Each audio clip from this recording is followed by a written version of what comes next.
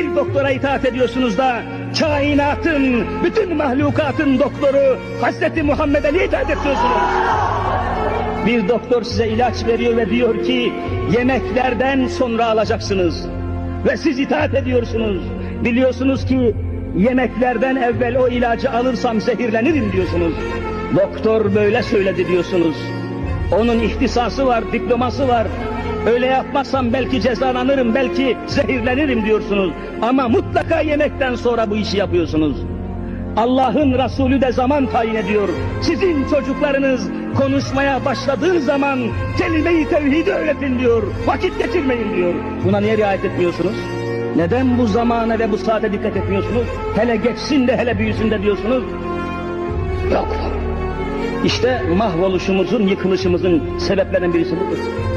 Emre itaat et diyoruz.